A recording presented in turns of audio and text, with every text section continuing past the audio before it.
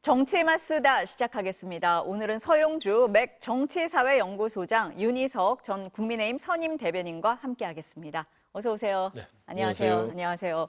대통령 선거 이제 12일 앞으로 다가왔습니다. 재외국민 투표 이미 시작이 됐고요. 사전 투표도 일주일 앞두고 있습니다. 여론 흐름 어떨까요? 오늘 아침에 나온 리얼미터 여론조사 결과를 보면서 얘기 나누도록 하겠습니다.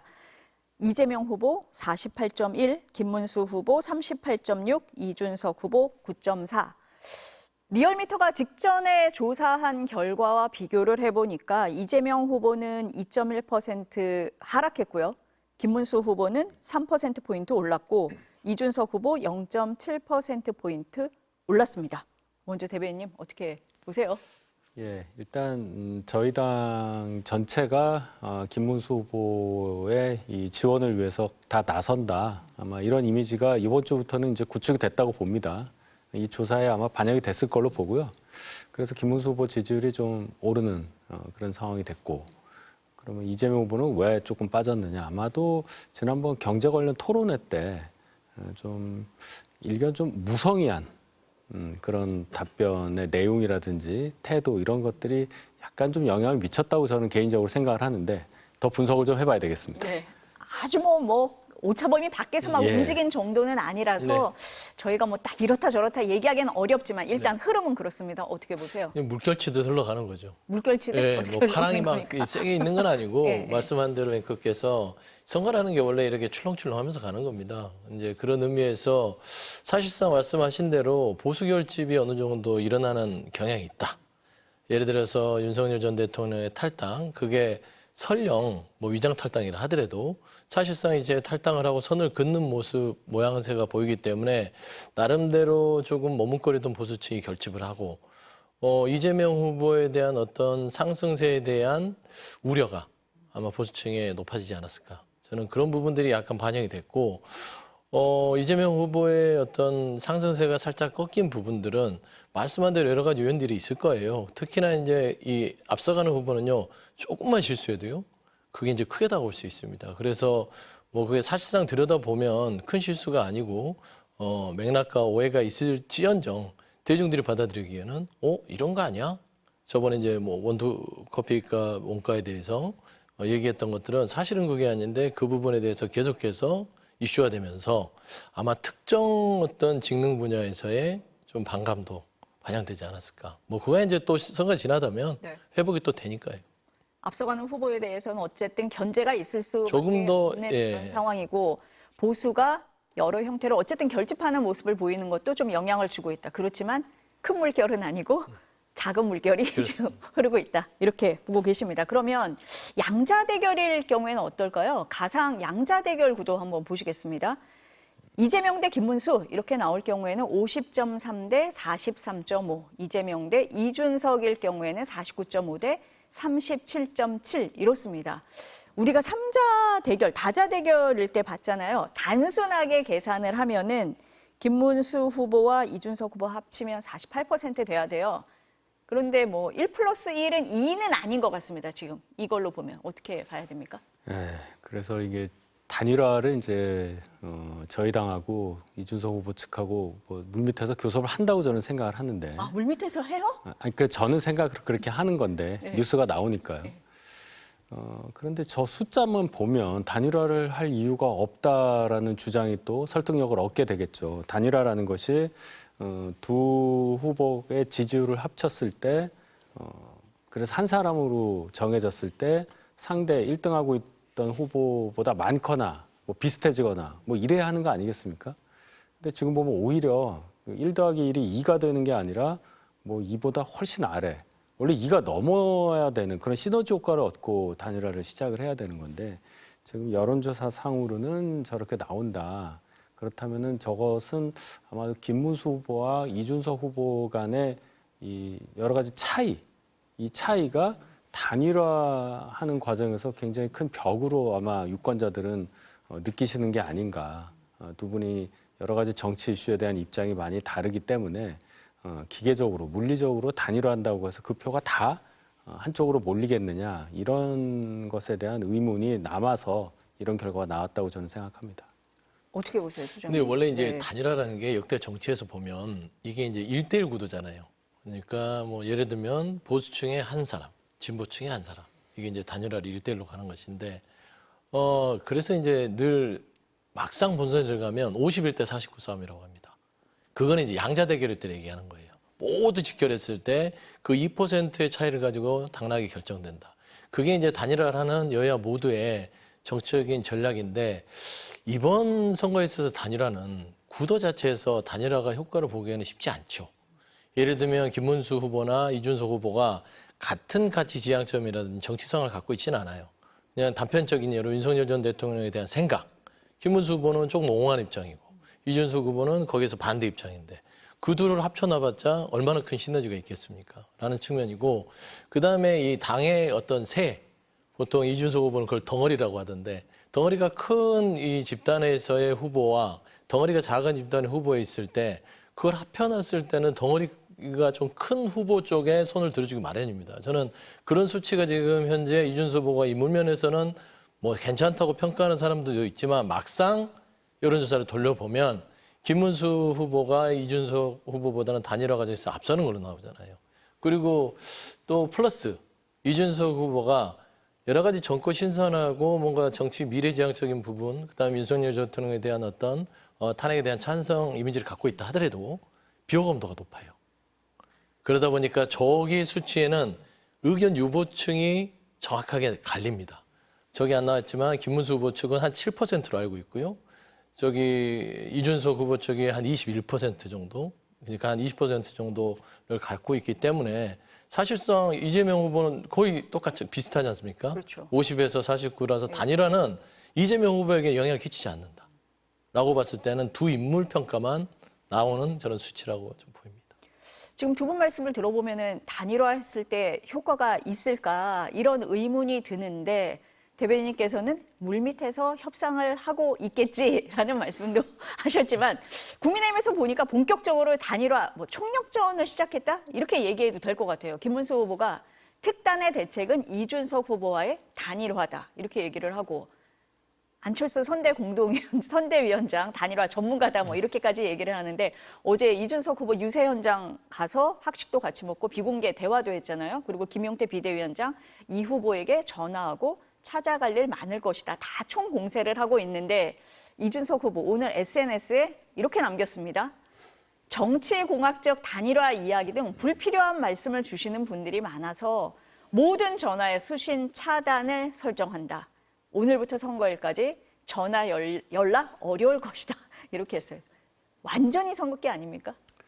지금으로서는 지금으로서는. 완벽히 선을 그은 거죠. 전화도 안 받겠다는 거니까. 그러면서 이제 본인의 의지를 나타낸 거죠. 나는 기계적인 정치공학적인 이런 단일화 제의 듣고 싶지 않다. 너무 많은 제의가 와서 전화 안 받겠다는 얘기인데 선거가 아직 열흘 이상 남았고 또 지지율 추이는 많이 출렁일 가능성이 좀 있어요. 그럴 때 이준석 후보에 대해서 꼭 전화가 아니더라도 다른 방식으로도 연락할 수 있는 길은 있으니까 아마도 더 많은 분들이 이준석 후보에게 단일화 관련한 어떤 제안, 뭐 어떤 조언 이런 것을 하지 않을까. 그런데 아직까지는 이준석 후보는 단일화에 대한 의지가 없는 것으로 판단해야 될 것 같다. 이런 생각입니다. 대변인님 보시기에 지금은 강하게 선을 긋고 있지만 12일이나 남았다. 그리고 지지율에 따라서는 열려 있다 여전히. 예, 이렇게 제가 왜 보시는 말씀을 건가요? 그렇게 네. 드렸냐면 지금은 두 분 합쳐도 그 원래 1 더하기 1이 뭐 2가 안 되는 상황이 되겠지만 선거 막판으로 갈수록 결국 이제 이재명이라는 분의 이 당선을 막아야 한다는 심리가 좀 많이 올라갈 가능성이 있어요. 그럴 때는 김문수, 이준석 두 분의 차이에 관계없이 두 분의 공통점으로 뭔가 표심이 몰려가는 상황이 있을 수가 있다는 거죠. 결국 이재명이 당선이 안 되게 하기 위한 목표는 같으니까 두 분이 만약에 단일화를 한다고 할 경우에 여론조사는 이 수치와 다를 가능성도 있거든요. 그땐 그럼 어떻게 할 거냐. 이제 그런 말씀을 드린 겁니다. 소장님도 앞서서 네. 말씀하실 때 어쨌든 51대 49 싸움이라고 말씀을 하셨기 때문에 막판으로 갈수록 그럴 가능성은 더 높아지는 거다. 어떻게 보십니까? 배제할 수는 없죠. 네. 근데 이제 이준석 후보가 여러 가지 지금 국민의힘에 단일화 구애라고 해야 되나요? 좀 뭐 스토킹까지라고도 얘기를 하는데 거의 그런 상황이 있어서 저는 이 메시지를 남긴 것은 아예 국민의힘 사람들을 만나지 않겠다라고 절연을 한 건 아니잖아요. 저는 본인이 단일화 프레임에 갇히지 않겠다라는 차원에서 전략적인 메시지를 낸 것 같습니다. 난 단일화에 가두지 마, 나를. 자꾸 보니까 그 국민의힘의 일부 친윤 인사들이 뭐 단일화에 대해서 이런 얘기하고 저런 얘기하고 전화하고 안철수 의원 찾아오고 김용태 비대위원 얘기하는데 실상 이게 본인한테 유리한 단일화 국면은 아니거든요.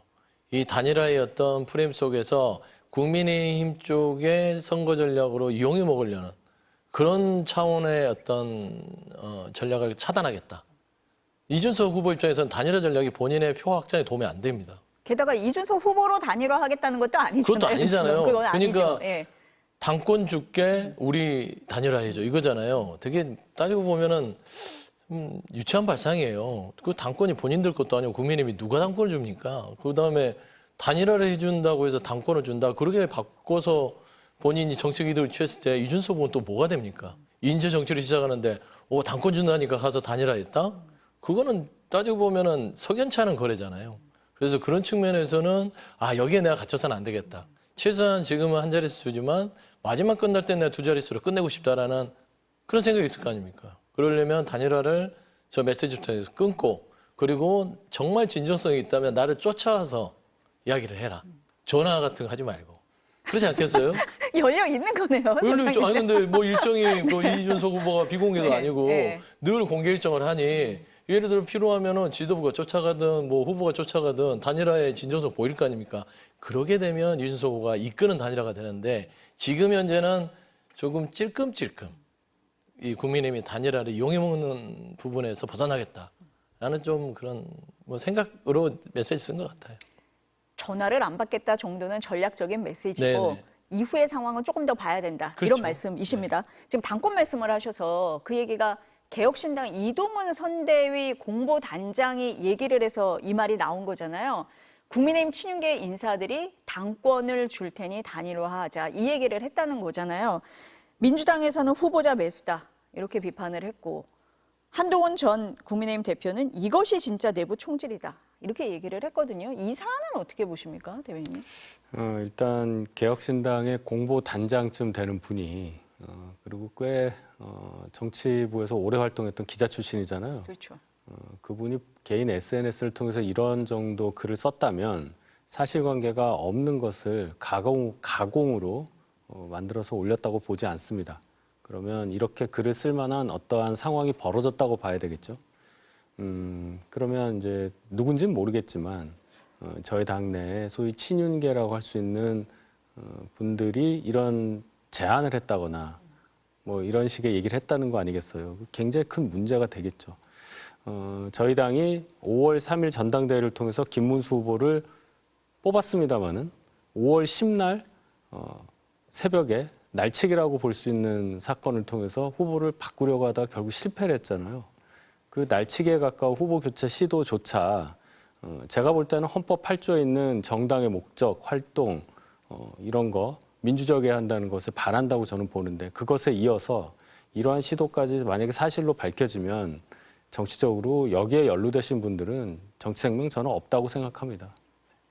아니 근데 이준석 후보가 당대표 안 해본 사람도 아닌데 당권을 준다는 게 통할 거라고 생각했는지 좀 의문스럽긴 하거든요. 그러긴 하죠. 어떻습니까? 당장 우리가 이제 메시지만 보더라도 뭐를 주고 뭘 받겠다면 이게 매간매직이잖아요. 부적절해 보이지 않습니까? 근데 틀림없이 이게 없는 소리는 하지 않았을 것 같고 그러면 지금 국민의힘의 어떤 선거를 진두지휘하는 친윤 그룹들의 수준이 매우 낮다. 이준석 후보가 말씀한 대로 대표를 안 해본 사람도 아니고 대표를 하다가 쫓겨나도 봤는데 그러면 다시 돌아와서 당권 준다면 믿겠습니까? 그럼 두 번째 당대표 하면 또 뭐 할 거예요? 본인이 40에 첫 대선을 도전했는데 본인은 길게 봐서 10년, 15년 계속해서 본인의 이미지를 잘 갖고 가면 기회는 열려 있잖아요. 그렇게 봤을 때 굉장히 하수의 접근이다. 그리고 단일화의 과정이요. 당권 주겠으니 단일화자 제안은 이건 아주 좀 제 이런 말을 그러지만 저급한 표현이에요. 예를 들면 단일화라는 건 예를 들어서 이재명 후보가 강력하기 때문에 이재명 후보를 막기 위해서 절대절명의 단일화가 필요하다. 그런 가치, 신념, 어떤 공통점을 찾아서 단일화를 제안해야죠. 예를 들면 보수를 지키기 위해서 단일화를 제안한다. 모든 걸 내려놓고 단일화를 제안한다. 뭐 이런 식이 있어야 좀 있어 보이잖아요. 근데 당권 줄 테니까 단일화를 제안한다는 것은 그래서 이재명 후보가 아니라 이준석 후보가 빨리 벗어난 거예요. 메시지를 쓰고 수신 거부. 그런 얘기 할 거면은 전화도 하지 말라고. 그렇죠. 이런 자꾸 겁니까? 이런 게 이렇게 네. 떠오르는 게 네. 이 선거 국면에서 본인한테 도움이 안 되기 때문이죠.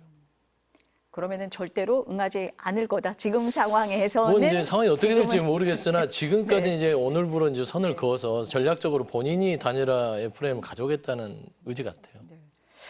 그러면 근데 국민의힘이 자꾸 단일화 얘기를 하면은 우리 김문수 후보 경쟁력 없어요라는 것을 거꾸로 얘기하는 거 아니냐 이렇게 보는 시각은 어떻게 보십니까? 그렇게 해석할 수도 있는데요.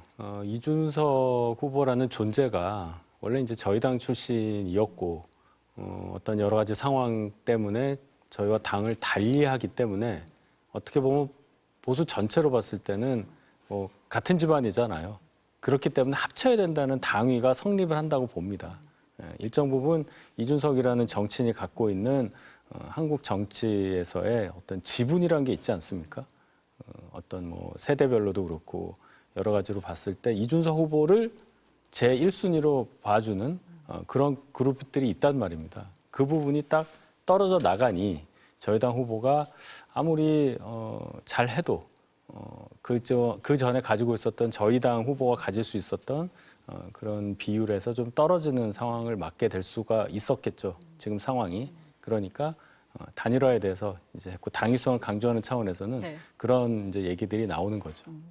우리 후보가 약하다 그렇게 받아들이지 말고 김문수 후보가 갖고 있지 않은 부분을 이준석 후보가 좀 더해줄 수 있다, 플러스 알파가 될 수 있다라는 부분을 강조를 하고 있는 거다. 그렇습니다. 네, 그렇습니까? 좋게 보면 그렇습니다. 좋게 보면 그렇습니까? 그러니까 자당의 네. 입장에서는 그렇게 해석하는 게 맞고요. 좀 객관적으로 봐서는 보통 그렇죠. 자강론이 제대로 내부에서 팽배해 있지 않으면 결국에는 외부 세력의 힘으로 싸울 수밖에 없는 거잖아요. 우리가 어떤 현상이든 다 그래갖고 역사를 배워서도 국력이 약하니까 외부 세력을 데려오는 거예요. 그러면 국민의힘의 지금 체질이 굉장히 허약하다라는 걸 반증한 건 부인할 수 없어요. 예전에 불과 한 15일 전만 해도 한덕수라는 외부 세력을 데려다가 그 난리통을 벌여서 국민의힘의 체질을 허약한 걸 보여줬잖아요. 그러니까 이준석 후보가 필요할 수 있죠. 같은 보수의 영역에서 당대표를 했었고 나름대로 김문수 후보가 가지 못한 걸 가지고 있다는 것은 부인할 수 없습니다. 그렇다면 지금 와서 한덕수 후보의 단일화 그 파동을 겪고 나서 또 이준석 후보한테 가면 이게 과연 국민의힘 자체가 강한 후보를 갖고 있다고 얘기할 수 있느냐. 그러면 제가 이제 이미 지나간 얘기지만 결과론적으로 한덕수 후보한테 그렇게 단일화를 매달리지 말고 개혁신당의 이준석 후보는 이미 출마를 제일 먼저 했잖아요. 그러면 김문수 후보를 선출했으면 그때부터 한덕수가 아니라 이준석과 단일화를 통해서 뭔가 보수의 어떤 지경을 넓히자, 단단한 보수를 하자, 그때부터 단일화 논의를 했다면 지금 현재의 상황과는 또 다를 수 있죠. 근데 지금 D-12, 그다음에 사전투표까지는 D-7입니다. 그렇죠. 시간이 없어요. 지금 와서 단일화를 해서 이재명 후보와 맞서서 반이재명 구도를 만들겠다. 그것도 시간이 최소한 10일 이상은 걸립니다. 그 구도를 만들려면. 그러면 물리적으로나 상황적으로도 도저히 뭐 단일화 자체가 굳이 뭐 현실적으로 가능할까? 저는 불가능하다고 봅니다. 소장님은 지금 이제 투표까지 12일, 사전 투표 일주일 말씀을 하셨는데 국민의힘에서는 이틀 안에 해야 된다라는 거잖아요. 그게 25일 날 투표용지 인쇄가 들어가니까 그 전에 해야 효과가 있다. 그래서 지금 이제 총력전을 벌이는 것 같거든요. 한덕수 전 총리 때도 그랬어요.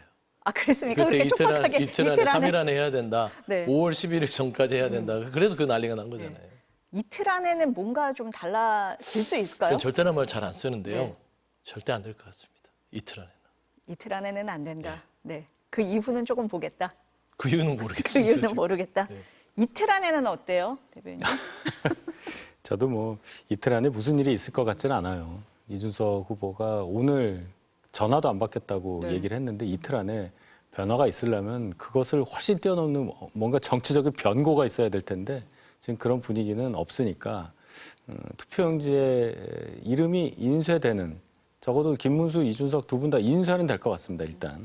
그럼 이제 그 다음에 단일화 과정이 정말 성사가 돼서 한 분이 이제 공고가 붙겠죠. 이분은 사퇴했습니다. 이렇게 그것도 지금 상황에서는 그렇게 가능성이 높아 보이진 않아요. 예. 잘 모르겠지만 25일 안에 뭔가가 일어나기는 쉽지 않은 구도다. 네, 두 분 다 비슷하게 보고 계십니다. 국민의힘이 이제 마음이 바빠요. 갈 길이 먼데 윤석열 전 대통령이 다시 등장을 했습니다. 어제 부정선거 주장을 담은 다큐멘터리 영화를 관람을 했습니다. 파장이 만만치 않습니다. 국민의힘 안에서도 이재명 1호 선거운동원이냐 뭐 이런 얘기도 나왔고 제발 다시 구속해달라 이런 얘기까지 나왔거든요. 내부 분위기 어떻습니까, 대변인님? 예, 좀 당황스럽죠. 다른 영화면 모르겠는데 이제 내용이 이제 부정선거 관련해서 뭐 어떤 꽤 유명한 PD 출신 분이 영화를 만들었다는 거죠. 그리고 또 한국사 강사를 하다가 언론인으로 변신한 또 그분까지 옆에 있고 이런 것이 어떻게 보면은 국민들로부터 저게 도대체 무슨 의미를 담은 행동이냐 이런 의문을 갖게 하잖아요. 저희가 이제 모든 분들이 김문수 후보를 지원하기 위해서 다 모이는 지금 이런 형국인데 윤 대통령이 어떻게 보면 이제 돌출 행동을 하신 거잖아요.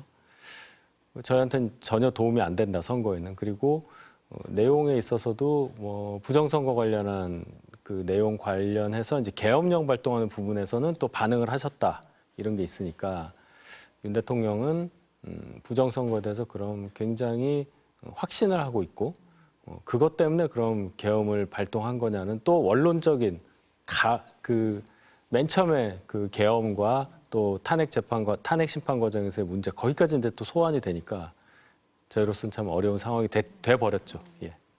어떻게 보셨어요, 소장님은? 국민의힘은 참 그 복창이 터질 겁니다. 이게 뭔가 좀 해보려고 하면 옆에 와서 상을 얻고 해보려고 하면은 모래를 뿌리고 재를 뿌리니 이거 참 어떻게 할지 모를 것 같아요. 그러니까 이게 국민의힘과 무슨 악연이 있어서 윤석열 전 대통령이 이러는지 모르겠으나 지금 돌이켜보면 뭔가 해보려고 하면 그때 총선 때인가요? 그때 론종섭, 뭐 대파, 그다음에 의료개혁 관련해서 2,000명 관련해서 고집하는 것들, 그다음에 12월 3일 날 불법개혁. 이런 것들이 국민의힘의 모든 결정적인 장면에서 다 재뿌리는 광경이었어요. 그러면 반대로 수혜를 입는 건 민주당이죠. 그래서 뭐 민주당 선거운동해 주러 왔냐. 정말 특급 운동원이다라고 하는데 저는 이제 그런 선거 전국에서의 평가보다는 윤석열이라는 이 전직 대통령이 지난 4월 4일 날 내란 행위로 인해서 파면을 당했죠. 그러면 이제 민주주의를 심각하게 훼손하고 헌정 질서를 유린했다라는 거잖아요. 근데 어제 부정선거라는 그 영화를 보면서 박수를 치고 그 부정선거에 대해서 확신을 하는 전직 대통령을 보면서 여전히 민주주의 시스템을 파괴하려고 하고 인정하지 않는구나. 그러면 아무리 탈당을 했다 하더라도 그 범주 안에 국민의힘은 늘 갇혀 있잖아요. 그렇기 때문에 저는 이번 선거를 사실상 윤석열 전 대통령에 대해서 정확하게 절연하지 않은 국민의힘의 친윤 지도부가 이 어떤 이 과오를 향후에 어떻게 책임질 것인지에 대해서 참 그 국민의힘 당원들도 답답해 할 것 같아요. 아니 그러면 윤 전 대통령은 본인이 이렇게 행동을 하면 국민의힘 대선에 어떤 영향을 줄 건가 이런 부분은 생각을 안 했을까요? 생각을 안 했다고 보는데요. 만약에 생각을 했다면 나로 뭉쳐라. 그러니까 자유민주주의를 지키고 부정선거로서 이 대한민국의 반국가 세력을 암약하는 사람들을 반드시 이번 선거에 심판해야 된다. 그게 나다. 라는 거를 보여주려고 나왔을 수도 있고 그게 국민의힘에 도움이 됐다고 볼 수 있고 김문수 후보 자체도 이 자체를 부인하지 않고 있잖아요. 그래서 좀 그 걔가 비슷하지 않나라는 생각도 하게 돼요. 그러지는 않겠지만. 어떻게 보세요? 그 부분은 윤 전 대통령이 어떤 좀 생각을 했을까요? 이미 탈당을 하신 상태에서 저희 당의 어떤 선거와 연관지어서 본인의 행보를 정하는 그런 상황은 이제 아닌 걸로 보입니다. 일단 이런 영화가 나왔을 때 윤 대통령이 이걸 보고 싶어 하셨을 것이고 그러니까 가신 거 아니겠어요? 그렇다면 아까 말씀드린 대로 부정선거라는 주제에 대해서 본인이 갖고 있는 어떤 신념 같은 것이 있었을 것이고 대중에게 그것을 보여줌으로써 본인이 계엄령을 발동할 수밖에 없었다는 어떤 상황을 설득하려고 할 수도 있었을 것이고 또 광의로 생각하면 이것도 하나의 정치적인 메시지라고 봐야죠. 윤 대통령이 뭐 향후에 공직선거에 나간다거나 이런 뜻이 아니라 정치적인 거, 국민들이 생각할 때 윤 대통령에 대한 이미지를 어떻게 갖고 가느냐 하는 데 있어서 부정선거 관련 영화가 나왔을 때 이렇게 직접 관람을 하고 또 어떤 특정 장면에 대해서 반응을 한다는 것이 윤 대통령을 지지하시는 분들에 대한 지지세를 더 강화할 수도 있다. 이런 정도는 해석할 수 있겠습니다. 그러니까 뭐 선거와 영향을 연결짓기보다는 본인의 생각을 우선했을 것이다. 뭐 이렇게 그거 보시는 것 아니면 같아요. 해석이 안 돼요. 해석이 안 됩니까? 앞서서 네. 소장님이 이제 지도부 말씀도 하셨는데요. 그럼 김문수 후보는 어떻게 반응을 했을까요? 들어보시겠습니다. 근데 영화 보는 것까지 뭐 제가 말씀드리는 건 적합지 않다고 생각합니다. 대통령직도 그만두셨고, 그 다음에 당에서도 탈당하셨고, 그리고 재판받는 게 남아있는데, 이런 영화는 오해가 일어나니까 안 됩니다. 또는 이런 영화 보시면 우리 표가 떨어지지 않겠습니까? 이런 소리 하기에는 우리가 조금 적절치 않은 것 같습니다. 물론 윤 전 대통령 탈당은 했습니다. 그래도 조금 더 확실한 선긋기가 있어야 되는 거 아니냐라는 목소리가 당 안팎에서 있거든요. 김 후보의 입장은 어떻게 보십니까? 사실은 후보가 선거에 있어서 가장 절실한 사람일 겁니다. 근데 정작 후보 당사자가 저렇게 말씀을 하시니 옆에서 더 세게 얘기를 했어야 되는 거 아니냐 하는 말은 이제 무용하죠.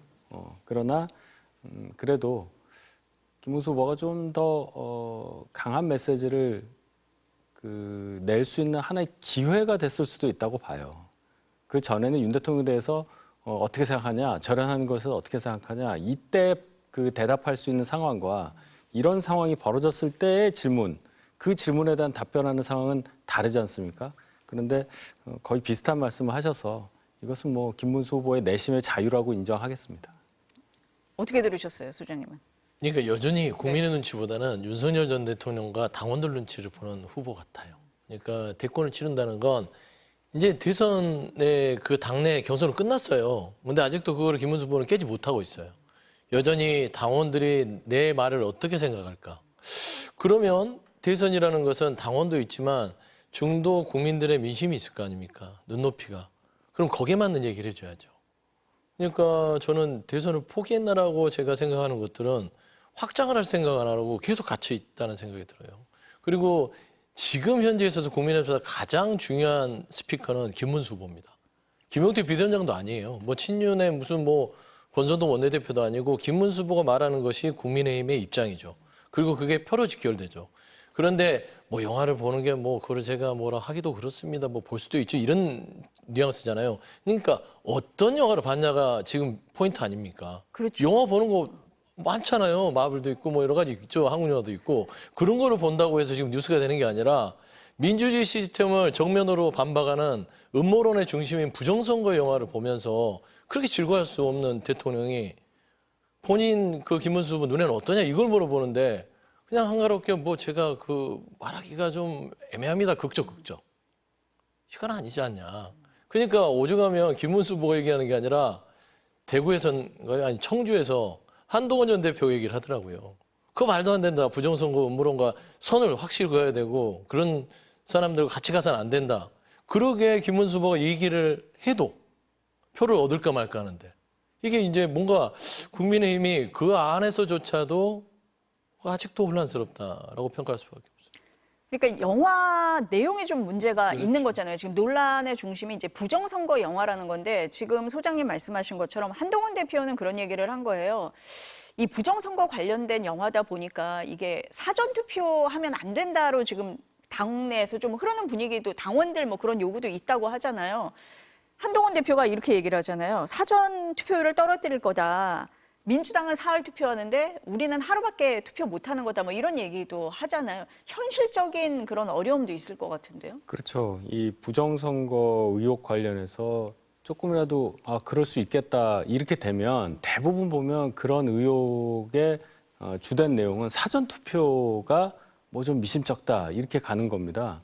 관리가 되느냐 뭔가 그 중간에 본투표와 함과 합쳐지는 그 과정에서 뭔가 물리적으로 뭐 변환이 있지 않은가 맞아요. 뭐 이런 거잖아요. 그 영화 내용도 거의 그겁니다. 그래서 사전 투표의 어떤 숫자가 어떤 비율 이런 게 거의 뭐 유사하다. 그래서 이거는 조작이다. 뭐 이런 결론에 나오는 건데 이게 이제 퍼지게 되면 결론은 말씀하신 대로 여기에 대해서 조금이라도 수긍을 하시는 분들은 투표를 하루만 본 투표 날만 하게 되고 그럼 가능성 자체가 사전 투표일 이틀과 본 투표일 하루 여기서 하나로 줄어버리니까 투표율이 낮아지겠죠.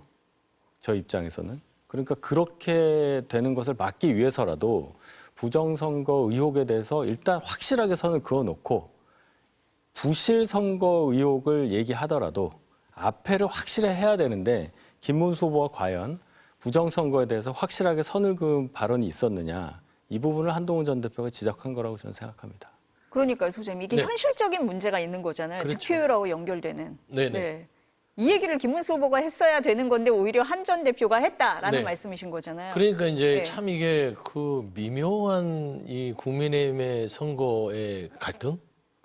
그러니까 여전히 윤석열 전 대통령의 탈당이 있었음에도 불구하고 그 윤석열 전 대통령의 망령이 국민의힘의 대선을 지배하고 있다.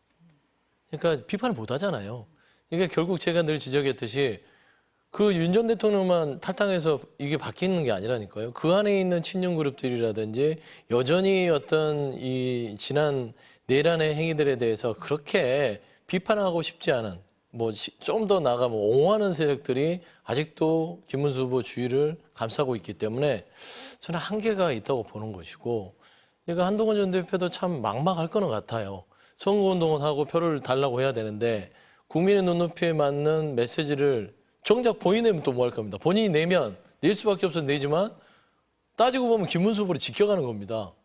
이렇게 얘기해야지 왜 그렇게 얘기했습니까? 비교가 되잖아요. 그래서 저는 지금 현재 국민의힘은 민주당과 대선을 치르는 게 아니라 여전히 그 안에서 당공 경쟁을 하는 게 아니냐. 그런 모습으로 비춰질 수 있다. 김용태 비대위원장. 그래도 다른 목소리 내고 있거든요. 윤 전 대통령 부부와 선긋기를 해야 된다. 앞장서고 있습니다. 김건희 여사 문제에 대해서도 사과했습니다. 들어보시겠습니다. 국민의힘은 김건희 여사의 과거 행위에 대한 국민의 우려를 헤아리지 못한 점에 대해 국민 앞에 정중히 사과드립니다. 국민의힘은 이 문제를 깊이 반성하며 근본적으로 변화하겠다는 다짐을 드리겠습니다. 결자 해지의 자세로 책임지고 대통령 영부인 문제의 대안을 실천하겠습니다. 국민의힘이 당 차원에서 김 여사 문제에 대해서 공식 사과한 건 처음입니다. 그런데 만시지탄이다. 좀 늦은 거 아니냐 뭐 이런 얘기도 있고 앞서서 우리가 얘기를 많이 했지만 김용태 비대위원장은 이런 얘기를 하는데 윤석열 전 대통령이 선거판에 뛰어들었다라는 얘기도 나오고 김문수 후보도 약간 애매모호한 입장을 취하면서 묻히고 있는 건 아니냐. 중도 표심에 영향을 못 주고 있는 거 아니냐. 뭐 이런 지적도 있어요. 어떻습니까? 그렇죠. 지금은 선거 국면이잖아요. 네. 다른 선거도 아니고 큰 대자 쓰는 대선인데 대선에서 어떤 발언이 가장 평가를 받으려면 후보의 발언이어야만 하는 거죠. 김용태 비대위원장의 저런 김건희 여사 의혹 관련한 당의 그동안의 모습에 대해서 사과한 것은 대단히 바람직한 일이죠. 만시지탄이긴 하지만 가장 진일보한 입장인데 김문수 후보가 똑같은 발언을 하시면 훨씬 더 효과가 클 것이다. 내가 방금 보셨지만 윤 대통령 관련해서도 김문수 후보는 글쎄요. 윤석열 대통령에 의해서 그 내각의 일원으로 있었던 그런 것 때문에 그런지는 몰라도 아직까지는 국민들이 기대하는 또는 예상하는 그런 발언의 수위까지는 못 미치는 것 같아서 선도에서 많이 고민을 하고 있는 것으로 저는 알고 있습니다. 어떻게 평가하세요? 그러니까 김용태 비대위원장 뭐 저 말은 맞는 얘기죠. 국민 눈높이에도 진즉 얘기했어야 될 얘기고 행동으로 옮겨야 됐어야 될 일입니다. 그러니까 말로만 때워서는 안 되는 건데 그래서 이제 만시지탄 하는데 지금 우리가 쭉 일련의 과정을 보면 윤석열 전 대통령에 대한 입장, 그다음에 거기에 대해서 김문수 후보, 한동훈 전 대표, 지금 김용태 비대위원장 이렇게 세 명을 보면 네. 뭔가 음식으로 따지면 따로국밥 같지 않습니까? 각자가 다 달라요. 그러니까 저는 이런 차원에서 아까 말씀한 대로 순위를 매기면 후보인 김문수 후보가 1등, 그다음에 후보가 될 뻔했던 한동훈 전 대표가 2등, 그다음에 김문수 후보가 세운 비대위원장이 3등 정도 좀 될 거라고 봐요. 근데 지금 후보 정작 가장 중요한 후보는 뭔가 이거 뭐지? 하는 거고, 두 번째, 세 번째 했던 분들이 얘기를 하는데 이게 당 국민의힘의 공식 입장으로 안 비춰진다는 게 문제입니다. 말씀하신 대로 윤 대표님께서 김문수 후보가 한동훈 전 대표나 김용태 비대위원장의 말을 녹여서 자기의 입으로 표현을 한다면 이건 분명히 어느 정도 선거에 윤석열 전 대통령 부정선거 뭐 그거를 아무리 보더라도 그걸 상쇄시킬 수 있는데, 저는 지금 7일, 10일 남았는데 그걸 이제 나중에 뭐 바로잡는다고 될까요? 첫 말이 중요하거든요. 좀 어렵다고 봅니다. 어려운 상황이다. 근데 그 한동훈 대표가 지금 지원 유세하고 있잖아요. 네. 어제부터는 이제 김문수 이름도 외쳐주세요. 뭐 이런 모습도 보이고 있고, 오늘 보니까 손학규 전 바른미래당 대표가 김문수 후보 지지도 했습니다. 네. 뭐 시간이 길지는 않지만 원팀 빅텐트의 모습으로 선거운동을 하게 되는 겁니까? 예, 그런 모습을 네. 점점 갖춰가고 있다고 평가를 할 수 있겠습니다. 특히나 이제 언론도 그렇고 국민 여러분들 많은 분들이 경선에서 2위로 후보가 되지 못한 한동훈 전 대표가 과연 어떠한 모습을 보여줄 거냐, 여기에 대해서 관심을 많이 가지시는 걸로 알고 있습니다. 부산에서 화요일 날 시작을 했고, 어제 대구 서문시장에서 했고, 오늘은 이제 청주와 원주에서 이제 하는데, 결론은 이재명이라는 분의 당선을 막기 위해서라도 김문수로 뭉쳐야 한다, 이러한 강한 메시지를 내고 있기 때문에 한동훈 전 대표의 이러한 지원 활동이 분명히 김문수 후보의 지지율 상승에 도움이 될 것이다. 그리고 또 거기에 더 나아가서 그러한 모습을 본 보수 유권자들이 투표 의향도 많이 늘어날 것이고, 뭐 그렇게 긍정적인 효과를 기대해 볼 수 있는 지금 상황이라고 저는 봅니다. 근데 화면에 보니까 한동훈 응원합니다가 더 많이 붙어 있는 것 같은데 네. 어떻게 보셨어요, 선생님? 그러니까 이제 한동훈 후보 전 대표가 가지고 있는 여러 가지 이제 팬덤도 있는 것이고, 이 부분이 국민의힘이 여전히 그 대선을 치를 생각보다는 당내의 어떤 헤게모니 싸움에 매몰돼 있었다는 걸 보여주는 겁니다. 저렇게 인기 좋잖아요. 왜 진즉 데려다 안 썼죠? 저는 그런 부분들이, 아니 한덕수 전 총리한테 그릴 공이면 한동훈 전 대표한테 드렸으면 벌써 선거 처음 시작할 때부터 했으면 효과가 얼마나 있겠어요. 그렇지 않겠습니까? 보수 결집에 있어서 얘기하는 거예요. 뭐 중도 확장까지는 모르겠으나. 근데 지금 뒤늦게 한동훈 전 대표를 활용을 하려는 여건이 윤석열 전 대통령의 탈당이었는데, 그건 저는 지금 현재에 있어서 국민의힘은 한동훈 전 대표 뭐 나름대로 하겠죠. 본인의 정치적인 뭐 여러 가지 일정 때문에. 근데 한덕수 전 총리는 또 왜 가만두죠? 불과 한 달 전만 해도 보수층 내에서 가장 높은 여론조사를 가져서 한덕수 대안론으로 대망론을 띄웠던 국민의힘인데, 그 야심의 그 난리통해서 이제 정당 못했다가 실패했다고, 그 높은 여론조사가 나왔던 한때 후보가 될 뻔했던 분을 또 방치하잖아요. 물론 본인이 노를 했다고 하지만. 그래서 뭐지? 라는 생각. 이게 선거를 치를 생각이 있는 거냐고 또 물어볼 수밖에 없고요. 그다음에 김문수 후보가 손학규 전 상임고문을 모셔서 하는 거야. 이제 하나를 더 보태는 거는 전략상 당연히 그렇겠죠. 근데 손학규 전 상임고문 같은 경우는 한덕수 전 총리를 지지했었잖아요. 그렇죠.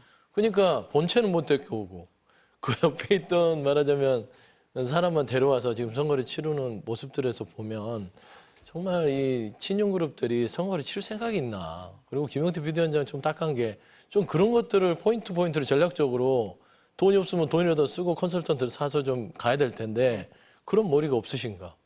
그리고 손학규 전 그 상임고문 같은 경우는 좀 안타까운 게, 예전에 만덕산 올라가실 때는 큰 손이었어요. 큰 손학규.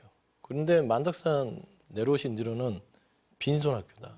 그래서 정책의 영향이 그렇게 크진 않을 것이다. 그래 봅니다. 좀 늦었다. 네. 그렇게 보시는 많이 거네요. 늦었다. 민주당 이재명 후보 얘기 좀 해보겠습니다. 그동안 통합 얘기를 굉장히 많이 했었는데 어제 인천 유세에서 다시 내란 심판 이 얘기를 굉장히 많이 하고 있어요. 민주당에서는 윤석열 전 대통령이 선거판에 등판을 했다 이렇게 생각을 하고 있으면서 내란 전선이 명확해졌다 이렇게 보는 면도 있는 것 같고, 김문수 후보가 이제 방탄조끼, 방탄유리 공격을 좀 했잖아요. 그에 대해서도 이렇게 얘기를 했습니다. 먼저 듣고 얘기 나누겠습니다. 지금 이 순간에도 반란과 내란은 계속되고 있고 정적에 대한 제거 음모는 계속되고 있지 않습니까? 이렇게 방탄유리를 설치하고 이렇게 경호원들이 경호하는 가운데 유세를 해야 되는 것이 이재명 그리고 민주당의 잘못입니까? 반성해도 모자랄 자들이 국민을 능멸하고 살해 기도에 목이 찔린 상대방 정치인을 두고 그렇게 장난해서야 되겠습니까?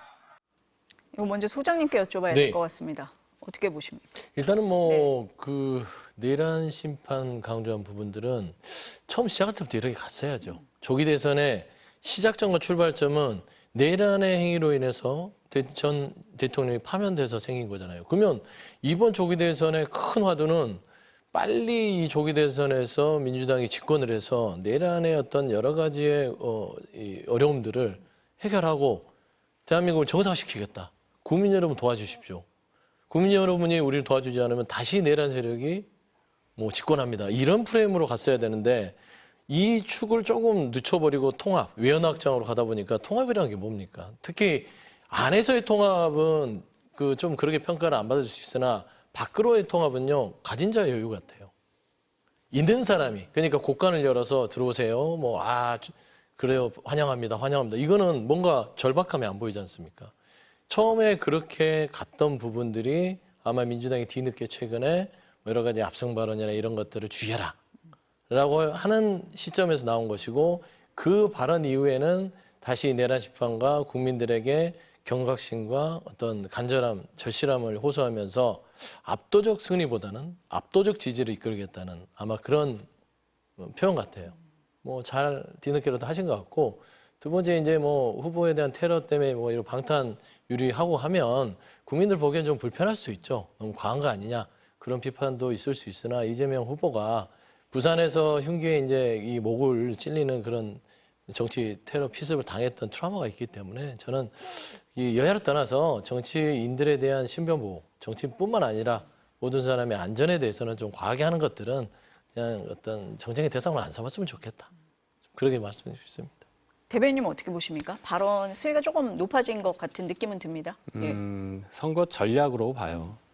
선거운동 초반에 이제 지난주에 딱 보니까 생각보다 이제 이재명 대표가 2위인 김문수 후보보다 좀 지지율 차이가 많이 나니까 좀 부드러운 분위기에서 유세를 하다가 이렇게 가면 그래도 나중에 어떻게 될지 모른다 아마 그런 지적이 있었던 걸로 생각이 됩니다. 그러니까 이제 센 발언을 할 수밖에 없는 거죠. 그래서 얼마 전에 나온 그 단어 중에 압도적 응징 뭐 이런 단어까지 나왔잖아요.